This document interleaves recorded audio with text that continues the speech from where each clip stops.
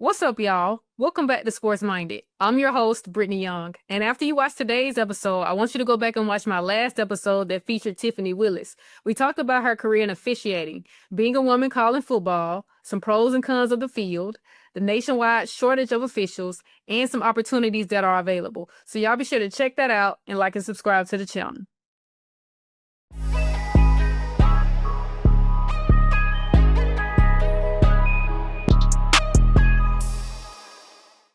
And now let me introduce my guest.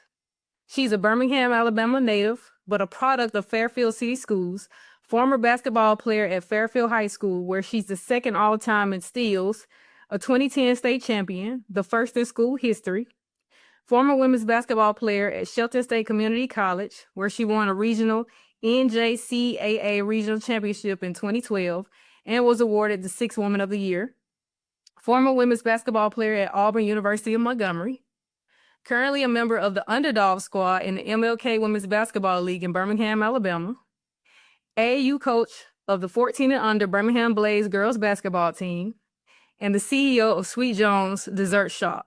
Amber Jones, welcome to the show. What's up? What's up? This correction is Team Free Game, not the Underdog. Oh, I gave the wrong team. My bad. Free Game. My bad. But y'all were the runner-ups this year, so congratulations to y'all. Thank you. It was a good season this year. Very good run. We only had 6 girls, but we did our thing. That's what's up. So first I want to ask you, how did you get started playing basketball? Childhood thing. I guess it was just a development. I don't recall anyone in our family being a basketball player, but I guess it was just something that I picked up on.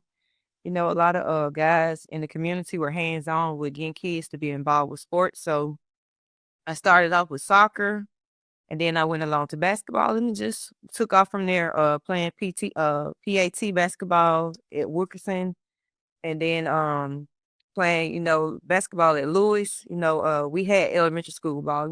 Kids these days don't have things that we had.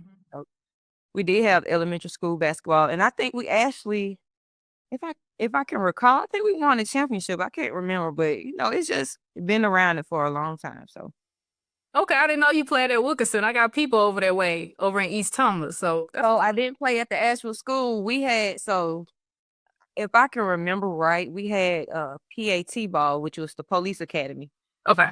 Now they have I can't even think of it, but 6th graders can't play basketball now, but if I can recall right, we could play, but we was just a part of another organization. So I think that's what they're doing today now. So, no, you're right. We couldn't play until we got into the 7th grade, 7A. Yeah. And so, you played at Fairfield High School. I played at Midfield. We were crosstown rivals, the battle of the fields. Right. My senior year, I remember y'all beat us at home at Midfield, and then we beat y'all at Fairfield. And then both of us went on to win state championships that year. Mm-hmm. But for y'all, it was the first in school history, and it was your senior year. So how was that experience for you? Like, did y'all get the royalty treatment the last few months of school? I can't say we did. With the coach that we did have, she had everything set in stone where we weren't forgotten. Like, it was like back-to-back events that we had. We had parades. We had the ring showcasing. We had a showcasing at the school where we were honored, and then we had the retirement for DeWanna bonus jersey.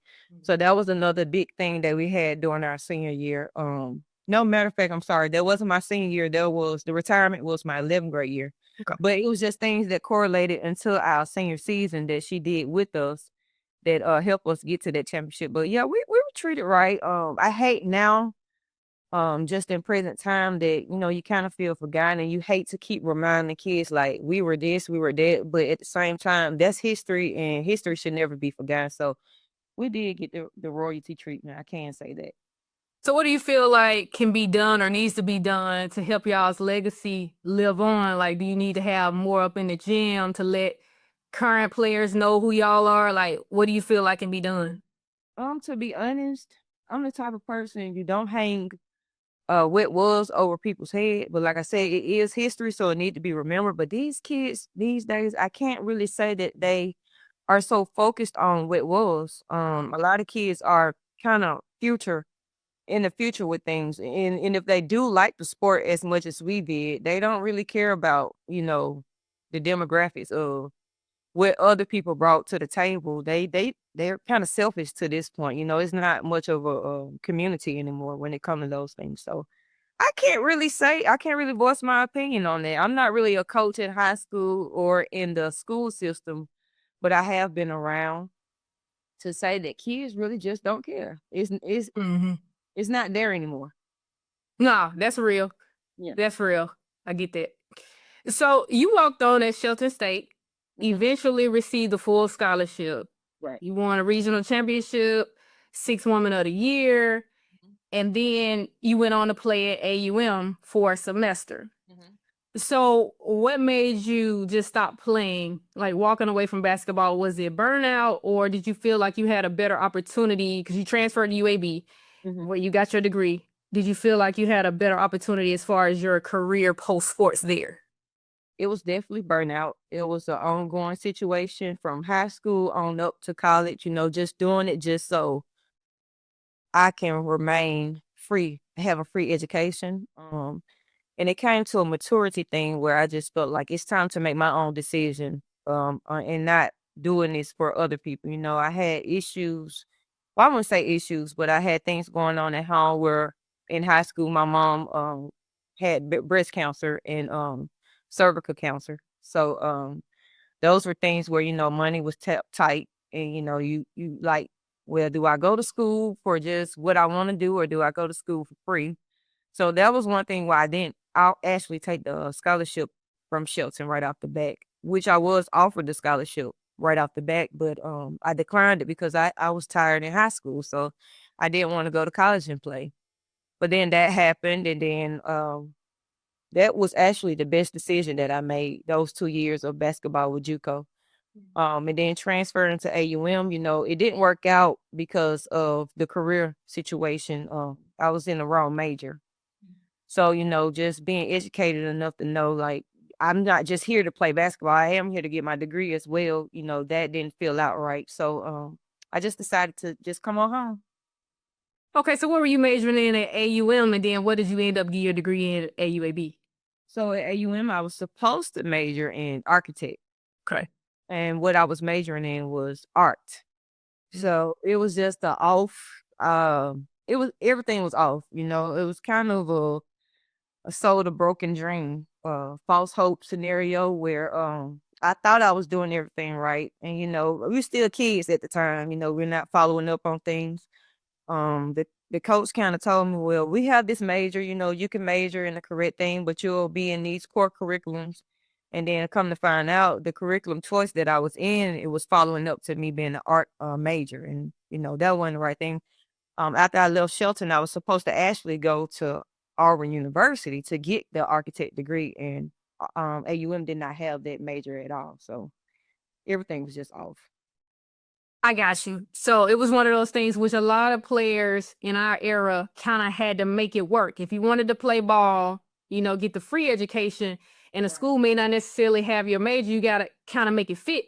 Where nowadays you see a coach like Dawn Staley, she created a major for Joyce Edwards because they didn't have it. So it's just like, okay, we want you to come here. We're going to make sure you have everything that you need because your degree and what you major in is most important. Yeah, we want you to play ball and be happy, but we don't need you to settle or try to adjust when it comes to your career if it's not what you want. So that's one of the flexibilities that they do have now that we didn't really have then. So that's definitely important. I think a lot of us back then were burned out so much because of that situation right there.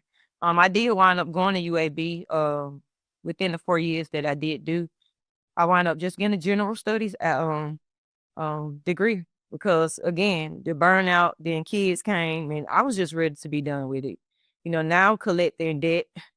I'm not going to school for free anymore. So I was just ready to get out of there. And that's what I did. So I got out of there. I got a degree. I can't say that, but that was that. Okay. So because you started your Sweet Jones business while still in school in 2017. So what made you say, okay, I want to go ahead and start my business instead of waiting until after you finished? That was just like an epiphany. It just happened overnight. Kind of a situation where it started with treats. I actually started off with strawberries, and I was just like, I'm about to put chocolate on a strawberry with a topping, basically, and it just took off from there. Social media is really profound in getting my entrepreneurship off the ground because, of course, you could sell based off of social media. And, I kind of had a big following based on social media, and money just came and orders came. And then somebody was like, hey, can you do a birthday cake for me? And it was a Tweety Bird cake I'll never forget. And I was like, I can draw really well, but I don't know if I can draw on a cake. And I did that, and doors just opened up. It's funny how things work because, like I said, I was an art major, didn't even know I was an art major, and then turned around and became a cake artist. So that was weird, but it worked out. Yeah, and it actually sounds like since you kind of just got the degree to get it, it's like, okay, I don't have anything to lose. I might as well start this business and do something I'm really passionate about. Right. So you can have some type of fulfillment, like, okay, I'm coming out of school with this debt, but at least I started my business and I had this going for me. So that's good that you did that. Right. Okay. So because it is so funny, your timetable of things, like you got married in 2016 while in school. Mm-hmm. Started your business in 2017, graduated 2018, and then you became a mother shortly thereafter. Like, when did you have your oldest daughter, Cortland? So Cortland was actually born right after not born right after, but I found out in February that I was pregnant with her of 2013. So that was after I. Mm-hmm. Okay. Mm-hmm. Okay. A lot of things happened within that timeline of leaving school, finding out I was pregnant, and then turning around and becoming a mom first, and then a wife, because I actually had CJ as well. Okay. During the time I was going to school, so I was going to school carrying a kid to class. Baking didn't come into place until science. So that was my third child that it came into place. But a lot of things lined up. It seemed like it went backwards, but it all worked out for the better. I wouldn't trade it for anything. It worked out for the better. Okay. Yeah, that was a lot because marriage, well, kids, your first child, marriage, school, what your mom dealt with. Mm-hmm. I can imagine that was a lot because, and now I'm thinking, like, what I wanted to ask you was, how were you able to kind of, so Courtney, your husband, he's a coach. He was coach at AAU at first, was an assistant at midfield with the boys, and now he's the head coach of midfield, and now even a principal. But knowing that you had your business going on, your wife, your mother, how did you have to adjust as far as, okay, and be flexible because his schedule is so demanding, but I have to kind of be adjustable and flexible when it comes to my business. So how were you able to balance that? Well, let's not forget also I was working myself a 9 to 5. So with doing all of that, it came to a situation where COVID, I think, really did COVID was a blessing in disguise. I mean, I'm not gonna use it as if, a lot of people did lose their lives and get sick and things of that nature. But for my family in itself, that was a time where I was just able to let go of working a 9 to 5 and settle down at home because with my husband climbing in his career and us having younger kids, school systems closing down, it was just time for me to say, okay, it's about family. If somebody's working, I'm able to at least, worry about the family. He's able to worry about the career field.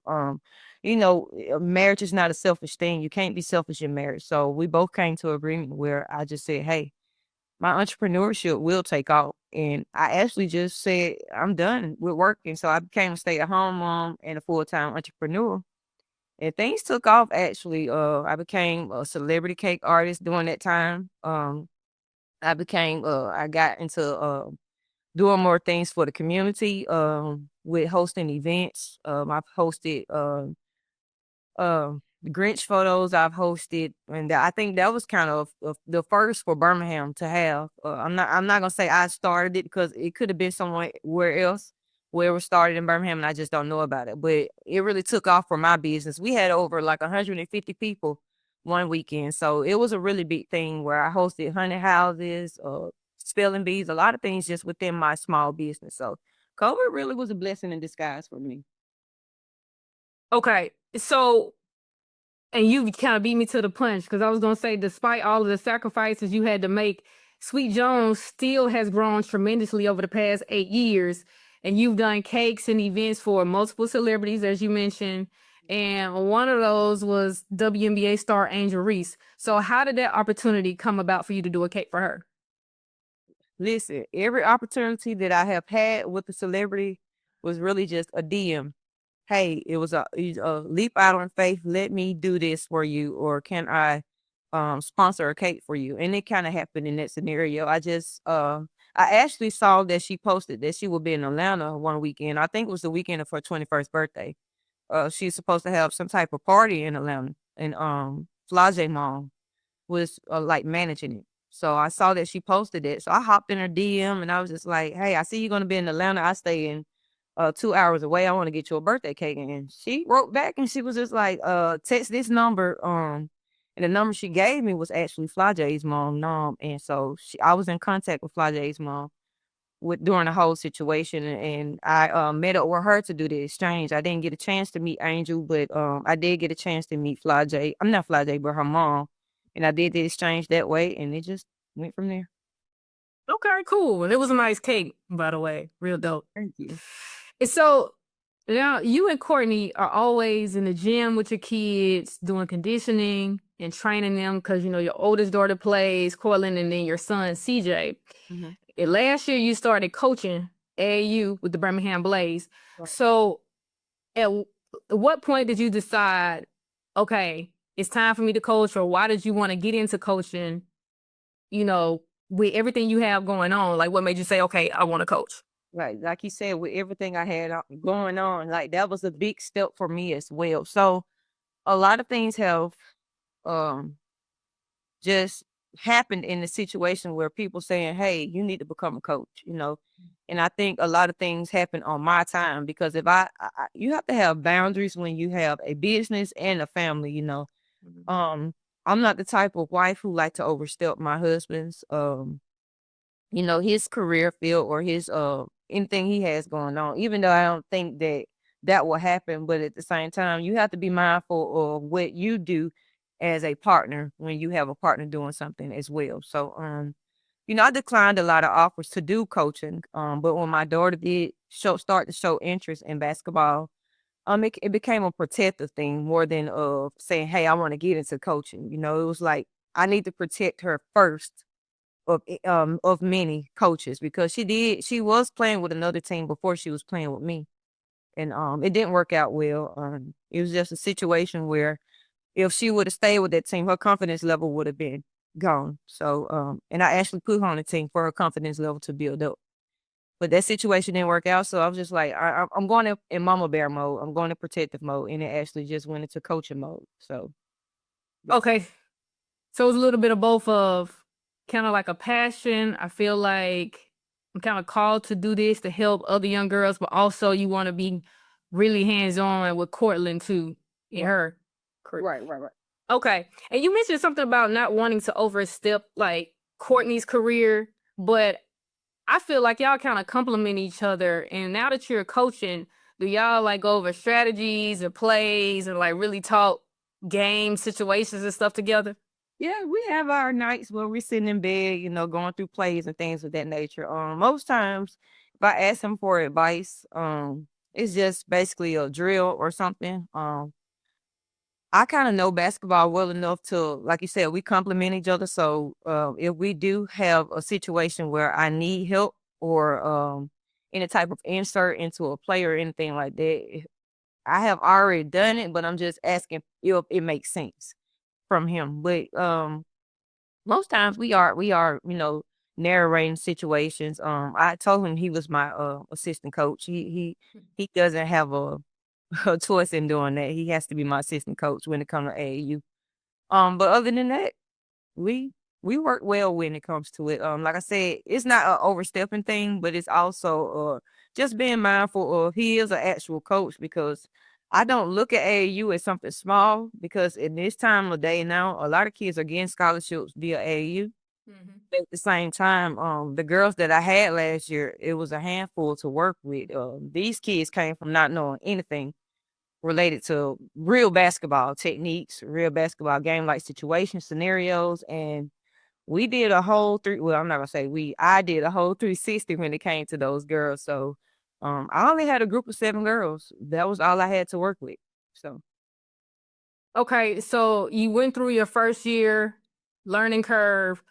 What would you say was the biggest learning experience? And like, okay, what's your mentality going into your second year? Like, what you need to improve on and how to make things better?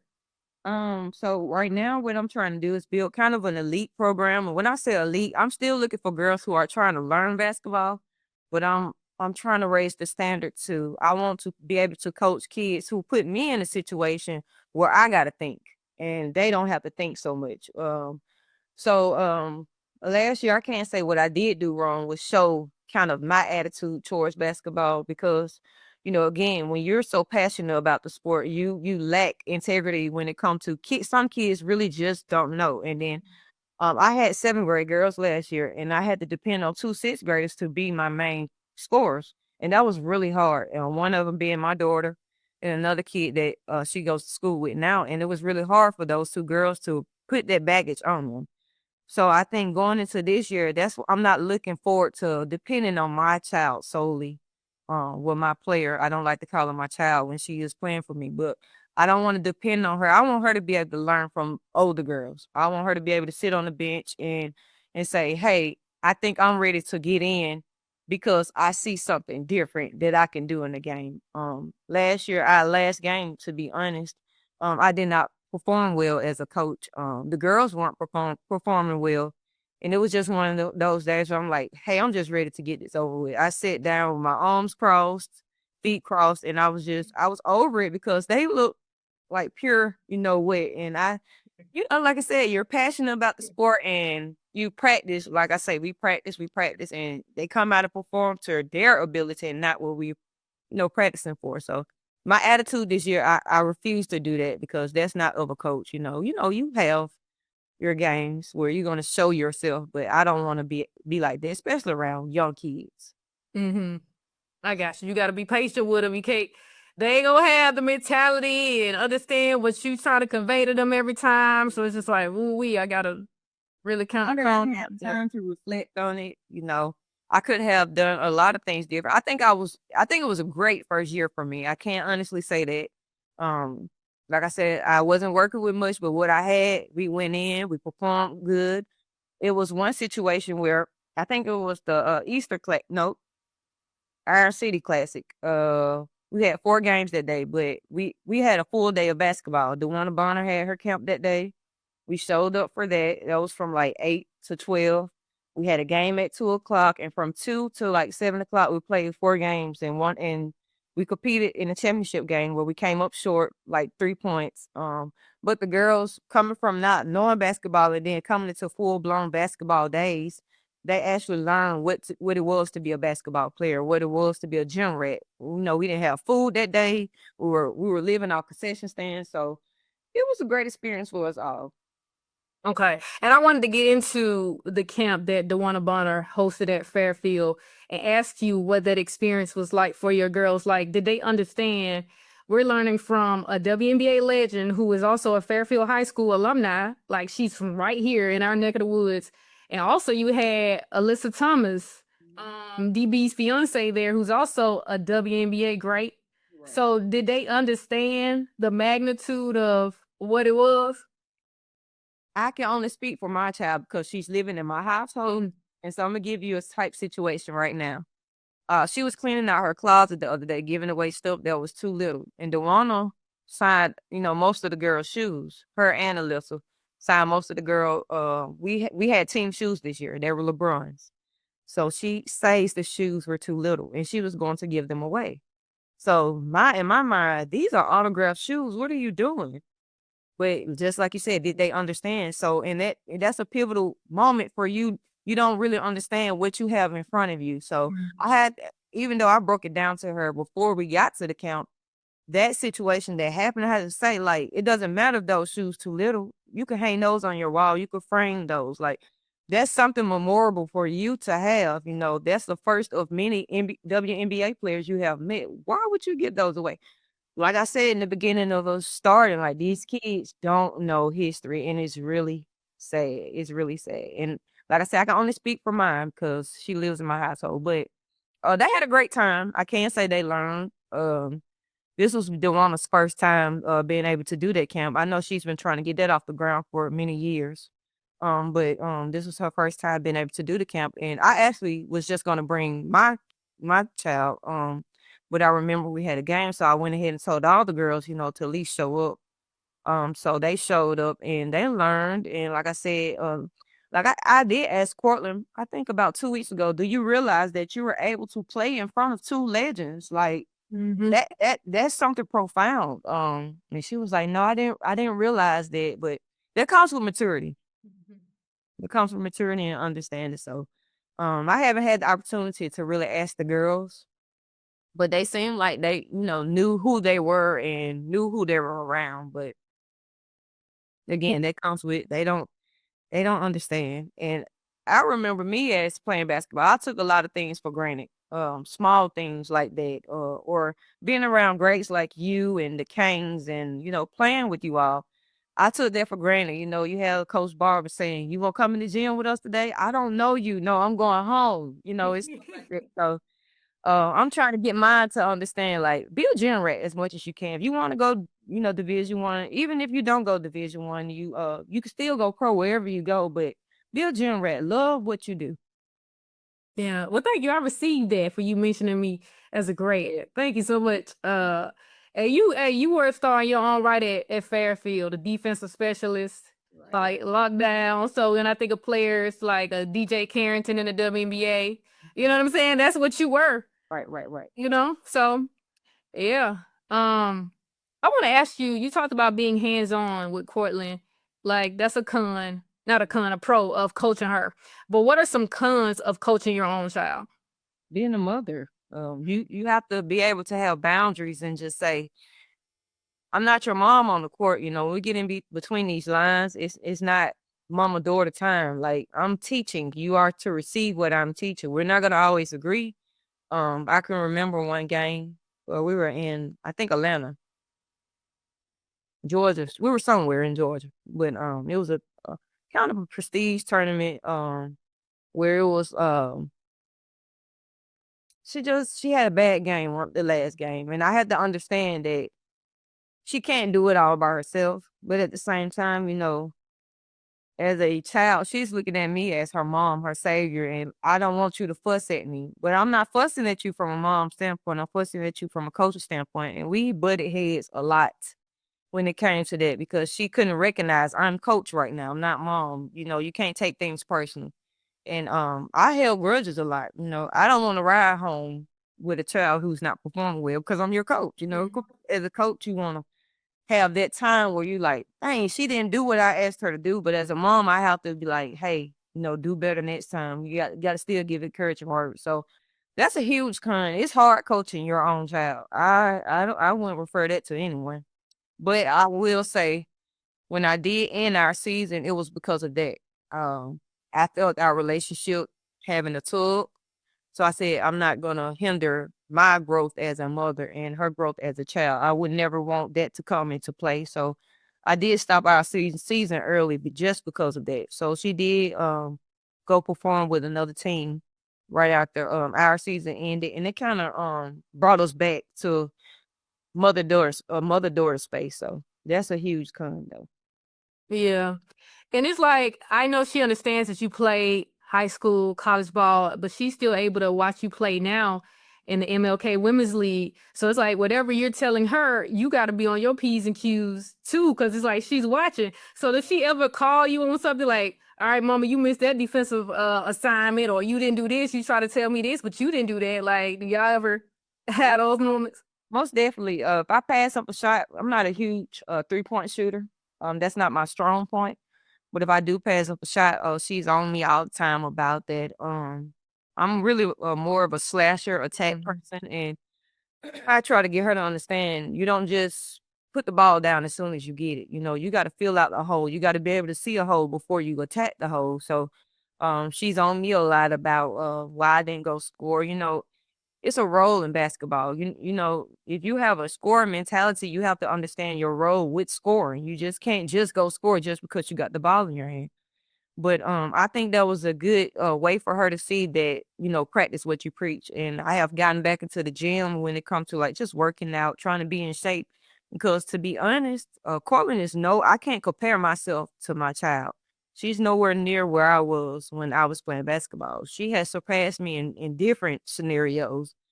She can do things I couldn't do until high school and possibly college.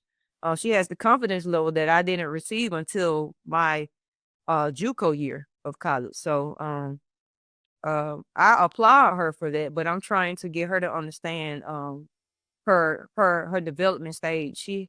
She likes to put herself in scenarios where she wants to play with her age group a lot, and those girls can't. You know, she can't. She performs better than those. You know, in her age group. So I'm just trying to get her to understand how to play 5-on-5 basketball with kids that knows how to play basketball. Yeah. And I can't say in watching her like clips on social media, I watched her play in the youth game that they had before the I think it was the play-in game for the MLK League. And y'all do play kind of similar, like strong attacking the basket. But like she does take a lot of jump shots. She got a nice, real smooth shot. But y'all do kind of play similar.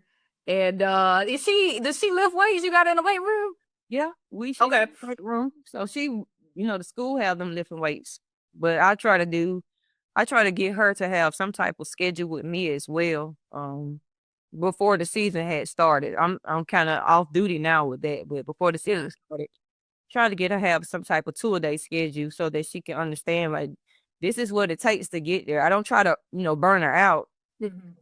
Most things that they do them at 2 o'clock, and then at 3 o'clock they're done. So most times she's just done with the you know basketball for the day. So like I said, understand to be a gym rat, it takes more than just bouncing the ball and putting it in the goal. Agilities matter, speed drills matter. Those things matter. Okay, what school is she at now? She's at Pleasant Grove High School. Oh, Pleasant Grove. Oh, dang, she in the ninth? No. She in the 7, but you know they got schools tied in together. The middle schools are with the high schools for Jefferson County. Oh, okay, yeah, that's right, because Pleasant Grove is a county school. I was like, I don't remember her bit. Okay. No, Okay. she's in 7. You know, she's a early bloomer. She's actually supposed to be in the 6. So she went to private school at first, and they just put in her right grade when she got to public school. She has a late birthday. Gotcha. Okay. And what's your mentality getting ready for like the fall season, the school season of, okay, I'm not your coach right now. I'll coach you like when we're working on your game. But for me to be a parent and kind of follow back and allow your high school or middle school coach to coach you, because we know we hear a lot from coaches on social media talking about how the parents can be a problem. And you have like kind of both perspectives as a coach and a player's mom and a former player yourself. So like, what's your mentality of how can I kind of be a like an asset, a compliment to the coach and not hinder what they have going on, respect what they have going on, and still play my role? When I'm in the gym at any time, if I'm not coaching, you shouldn't know I'm in the gym. Like, I'm not the type of parent to want to sit on the front row. I sit as high as I can in the bleachers away from the crowd. I don't even like sitting on the same side as the home team. And that comes with my husband's team as well. If they at the BJCC or anything, I don't sit with the crowd. I just don't like to be involved in those things. So I don't really have too many words to say when it comes to that. I would never want. I can remember a time when my mom actually said to me, "I'm gonna talk to your coach in college," and I stopped her in her tracks and I said, "You can't come on my job and talk to my boss." So I would never want that to be done for my child. So you should know I'm in the gym. And my husband is the same way. We'll talk to you when we get to the car, but don't look in the stands for us. You listen to your coach and you perform what you're supposed to perform. Because I don't know what go on in practice. I can't tell you how to play. Like I said, when I'm training you, or if your dad is training you, we are training you for 5-on-5 basketball, not individual basketball. We're training you for a dog mentality, but we're not training you to be selfish or not know how to play 5-on-5 basketball. Yeah. And I think that's best too, especially like you said, being a coach's wife, to kind of be ducked off away because somebody in the crowd will say something and you ready to look. Most Hey. definitely. You already know how that is. Like you said in the beginning, me and Courtney compliment each other, and we really just some real easygoing people. If I do hear something like that, I'm not coming home to be messy and tell my husband. I let that go off in the wind because everybody gonna have an opinion about something, and that's just the way of the world. So it is what it is. Yeah. Cool. Okay, and I see you have your Blaze girls working with Orlando Coleman, former standout at Pleasant Grove High School, played overseas. So how did that connection come about where he's working with your girls, and like how often is he training them? That actually started when of course, Mr. Adams, Mayor Adams, and Yeah. Tyler, they're director and co-director of the program. And me and Tyler just were talking one day on the phone. And I was just, we're trying to get the program to be kind of more of a travel team program instead of a local program where the girls can go perform in the same type of scenario situations, run for roses or uh, the other tournaments like I can't even think of the names right off the top, but Run for the Roses is one of the top programs that, tournaments that most EYBL most EYBL teams go to. So we were just talking and I was just comparing certain programs to our program and how we can get to those standards.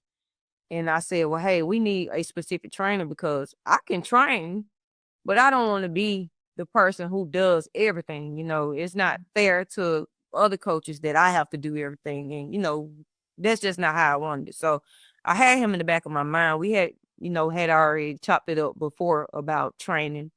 And I had him in the back of my mind. And so I just reached out and we went from there. He was already on board he's always accommodating to whenever someone needs to be, in the gym. So he was available and he just decided we all decided and agreed that he'll become the trainer. So we've already had 2 sessions with him. We've broken it up from we started in August. We did 4 sessions actually in August for the girls, and then we're gonna go in January again right before tryouts for the season.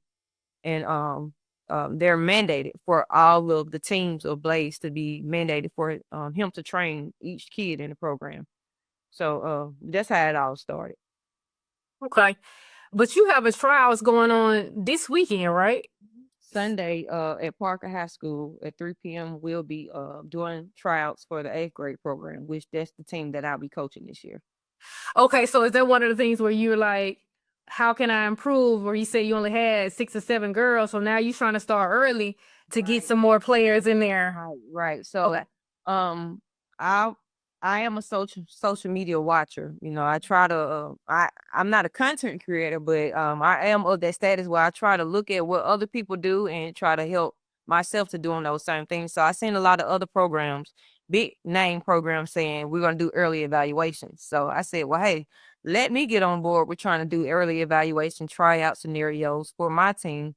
That way, if these kids don't make it with these other programs or if they don't want to travel here in the far, they can come local, but we still can go to these tournaments and perform with these same teams. A lot of local talent that we do have, they go to the Stars and the OMGs, which are all great programs, but we have open doors as well. So that's what I'm just trying to get out there. Okay, good deal. All right, now I want to get into some WNBA talk. Mm-hmm.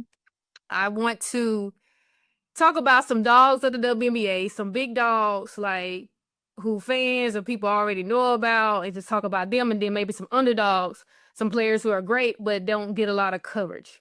So I want you to go first. Give me we can go one at a time. You get one and I get one. So give me one of your big dogs. Well, of course, Asia Wilson. I love her game. Yeah, right. I got the shirt on. Yeah. I love her game, and I watch the game when I can. I kind of keep track of like clips from other games and things of that nature. But just watching her from college to the WNBA, she has performed great. I mean, the climax of her game has developed very well, and I look like I haven't seen many like her. You had the Maya Moores, the Candace Parkers, but her game doesn't compare to theirs. They were more guard like. She is more like the 1 through 5. She can do it all, and I love her game. Yeah, no, she's definitely a fantasy player. And MVP, back-to-back MVP this season. I had her to win it over Nafisa before they announced it. I know a lot of people was like kind of upset that Fee didn't win, but she missed a lot of games. And once she went out, like early in the season, it was gonna be Fee. Right. But once Asia and the Aces went on that 16-game winning streak, I think in like 3 of those games, Asia had 30 plus. It was just like after they got beat by 50 plus to the Lynx. Yeah. It's like, okay, this was embarrassing. It's not gonna happen again. And they just went on a run. And it's like, not only is Asia dominant, but the way she can rally her teammates. I was just about to say that. I love how she can get them to perform to the best of their ability. That 30-point game streak that she's had, it hasn't just been one time. Like, it's been several games back to back where she's have had those type of performance, and it's phenomenal. Like, now that you said that, now we're getting the Angel Reese situation where she's talking to her team saying, hey, we need to be able to perform at a certain standard. And it's sad that it's coming from a young player, but they're treating her like she's an actual young player when she has. If I had that type of player in my situation, it'd be like, I want this type of voice, because at the same time now I could build my program under her. Mm-hmm. She spoke that into existence. Hey, we're not going to perform like this anymore, and they've been taken off. So I definitely agree with you. Yeah, and in Angel's case, anything she says, people gonna find some negativity in it, unfortunately. But I think, she is the franchise player for the Chicago Sky, so she should be able to speak that, and people not be offended. If a man had said it, an NBA player had said it, it would not have been a problem. I definitely agree with that. Yeah, now she doesn't have the stats and the experience that Asia has. If Asia has said, nobody can say anything. Like, because we know Asia gonna produce and she gonna do what she's supposed to do. Practice what she preaches. Practice what she preaches. Now, you got this guy who team is struggling. Angel has done well, but can do better. Mm-hmm. So I just think a lot of things are taken out of context with her, and I don't agree with them suspending her for that first half after she made those comments. Mm-hmm.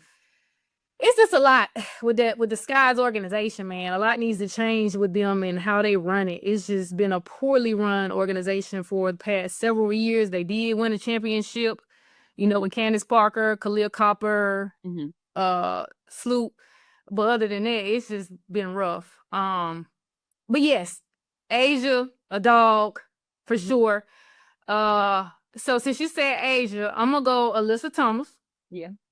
I feel like she's a dog in her own right, stat stuffer. She gonna, the record, like with the triple doubles this season, she was in the MVP running.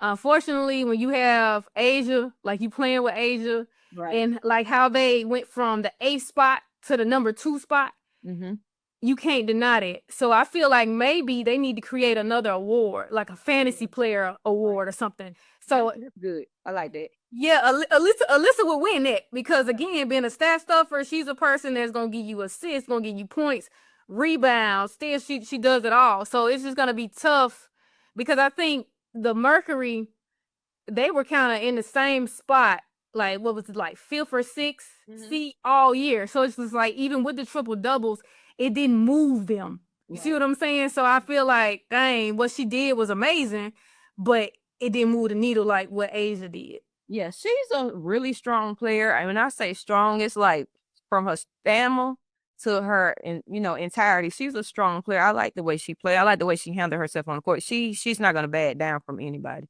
So I definitely, that's a good one. I like her. Yeah, and then just what she did with the Sun. Unfortunately, I don't think they didn't win a championship with her. I mean, they made it to the finals. Right. Hopefully. This year, I got the Lynx winning. I don't see anybody beating them in a series. But hopefully she can get a championship because I don't think she's won one yet. Right. No. But a lot of people don't realize she's actually playing injured because she still hasn't had the surgery to fix those in her shoulders. So because it was like that's why she shoots the way she shoots because she had the shoulder injury. I definitely didn't know that. Years ago, but yeah, so I think she's like waiting until after she retires to have the surgery. But she was just like, "Look, I'm doing well without it." So she's just playing. So I could definitely understand it. Look, I just had to go to the doctor the other day for my shoulder. That's injury since high school. So we try to prolong it to after the season, and I wish her well. Yeah. Okay, give me another dog. Give me another dog. I'm gonna have to go with Paige. She's a rookie. She's definitely gonna be a face of the WNBA. As she continue to mature. I love her overall game. She pushed you into the mammal mentality. She, of course, was mentored by him, but you can tell that she really studied his game a lot. I love her game. She's developing well. She can carry a team by herself. As far as the team that she's on, they're very quiet. I like the team. They do perform well, but I think that she could perform with the Asians. I don't think they will be good to be paired with, but I think the team. I don't think she's going to be there for a while. You say you don't think she's gonna be there? I think she's gonna move around at one point. But who's to say she may stay? Yeah. I kind of agree. It's tough because you also have Enrique who is there, and it's like they're just great players that's on a bad team. Right. I feel that way with the Sky situation. I don't see where Angel could fit into another program. Like, where can she fit that she will actually be able to gel with those girls? It's like that with a lot of teams in the WNBA. You got some teams that's just completely stacked, and then you got some teams that just has one player, and that's really bad. And I wouldn't say just one player, of course, but they have players, but it's a drop off. Like, see, Colston is another underdog that I like. But of course, she's to the point where I don't know, maybe retirement or she just like whatever the situation may be with the game. But I feel like she's really slipped on. I like her game. Okay, Colson. Okay, you jumped into the underdogs. Okay, let me give you one more big dog. I feel like she was an underdog, but now she's kind of solidified herself as a big dog. Kelsey Mitchell. Yeah. From what she's done, especially like towards the end of last season and then this season without Caitlin. Caitlin has missed most of the season, and then all of the injuries they've had. So for them to knock out the Dream, that was an upset because nobody expected them to beat the Dream. And then to win the first game against the Aces, beat the Aces at home in that series. I saw that. Yeah, and she's been like performing well, like just been handling business, been great for them. So Kelsey Mitchell is a dog. Yeah. Okay. I can agree. Okay, so do you have any more dogs? You want to get to the underdogs? We can get to the underdogs. I think I spoke about Sid as an underdog. I really like her game. I don't think she's had the opportunity to of course in her early years. But I think with her being leaving Asia side and being, by herself, I think that kind of put her under the scope of just it's whatever. I don't know where her performance level is anymore. But I have seen when I have studied her and seen like, previous clips of the past and things of that nature, because to be honest, I'm gonna be 100 about it. I kind of had a big drop off of watching the WNBA for a while. But now that my daughter is back, I try to keep up with things and, and then of course, I got another underdog, DeWanna. That's my other underdog. She's a spark. She's a light. When the team is just totally silent, she comes out of nowhere. So she's another underdog that I can voice an opinion about. You feel like DB an underdog. She like top 3 scoring, all-time scoring. She's a very much a historian, but with the situation with her leaving, Indiana and then coming back, I think it put her under a scope of trying to gain back, those stats, that popularity stat. So I think she's just a spark. I don't think she's really much an underdog, but I think she's really a role player where when it's time for her to perform, she performs very well. Yeah, I can agree. I can agree with that. And then too, when I think about it, she's never been an Olympian, and she's deserving of it. When we talk about people who got snubbed for the Olympics, she was one of the people I mentioned.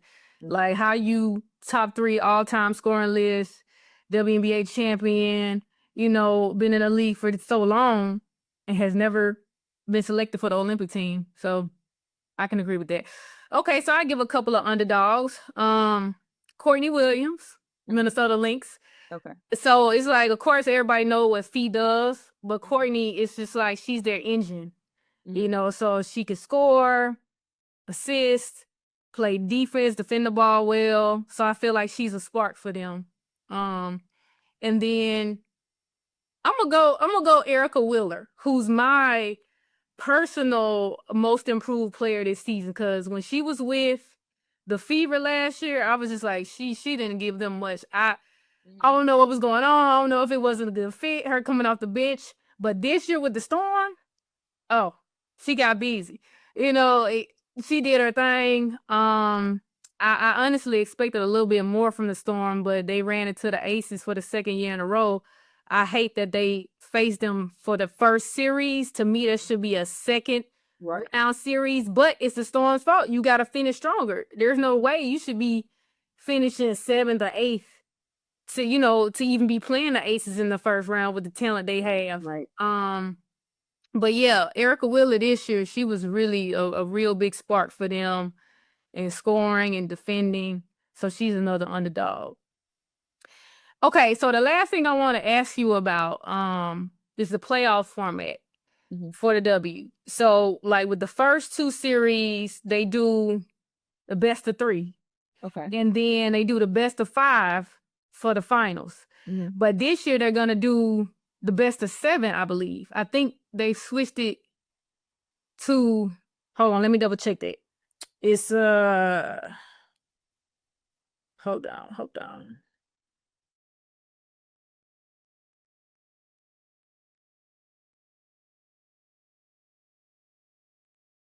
WNBA finals.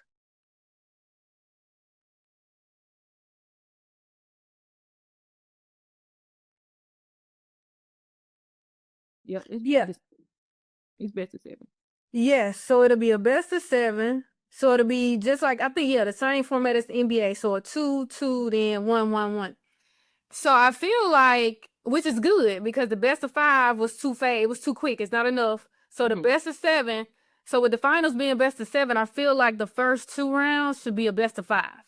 Because that best of 3 is too quick. You have no room for error. So you lose that first game, you gotta win the second one to advance. So I agree. like I said, with the Seattle Storm and the Aces, I wanted to see more. That last game they played, it was really good. So it's like, we need a best of 5.